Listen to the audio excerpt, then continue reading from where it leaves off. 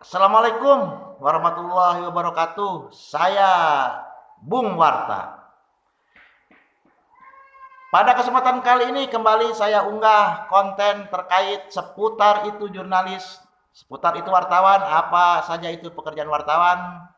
Pengetahuan ini untuk menjadi sumber informasi bagi para penonton sekalian. Tapi sebelum saya lanjutkan video ini, tolong di subscribe dulu ya, di subscribe, kemudian di share sebanyak-banyaknya ke grup-grup Facebook dan sebagainya agar semakin banyak orang yang tahu tentang informasi seputar dunia kewartawanan. Oke, kita mulai.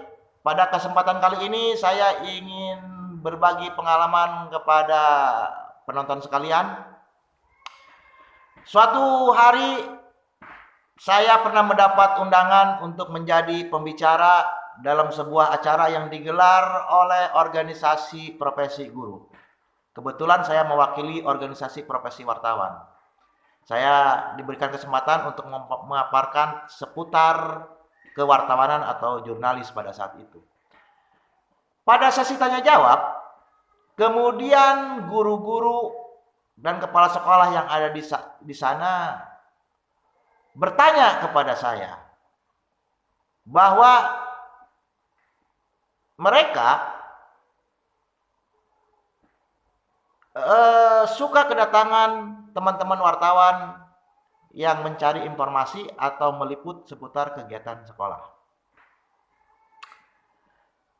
Tapi pada saat yang bersamaan, guru-guru yang akan dijadikan narasumber sedang melakukan tugas mengajar di kelas.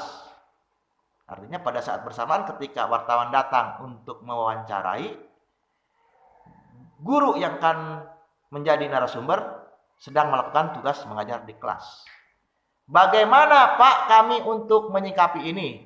Apa kami harus membatalkan atau menghentikan kegiatan mengajar di kelas dan menemui wartawan? Atau kami abaikan wartawannya dan tetap melaksanakan tugas mengajar di kelas? Jawaban saya pada saat itu adalah kurang lebihnya seperti ini. Tugas utama seorang guru adalah mengajar di kelas. Karena guru juga terikat oleh jam kerja. Jadi dia mengajar di kelas tugasnya. Maka ketika dalam waktu yang bersamaan datang wartawan yang ingin melakukan wawancara kepada guru tersebut sebagai narasumber, maka yang harus menjadi prioritas utama dari guru tadi adalah mengajar di kelas. Karena tugas utamanya adalah mengajar. Bagaimana menyikapinya atau menyampaikannya kepada wartawan yang akan mewawancarai atau sedang melakukan tugas jurnalis, maka guru tersebut sebagai narasumber bisa menyampaikan, mohon maaf bahwa kami saat ini sedang mengajar di kelas. Kami bisa menemui wartawan pada jam sekian, yaitu ketika waktu luang. Misalnya bisa disampaikan seperti itu. Artinya dibuat janji untuk wawancara. Atau bisa mungkin besok saya ada waktu luang, bisa diwawancarai. Yang pertama bisa seperti itu. Artinya dilakukan penjadwalan ulang. Tapi bisa juga bahwa narasumber ini tidak menemui wartawan. Atau narasumber ini tidak berkomentar kepada wartawan. Itu juga boleh.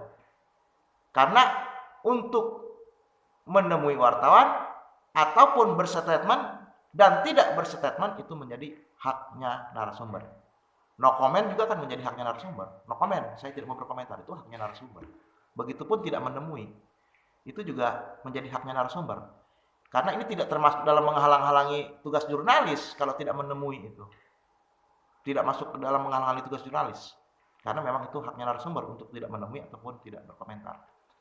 Bagaimana dengan wartawan ketika narasumber tidak mau menemui atau tidak mau berkomentar?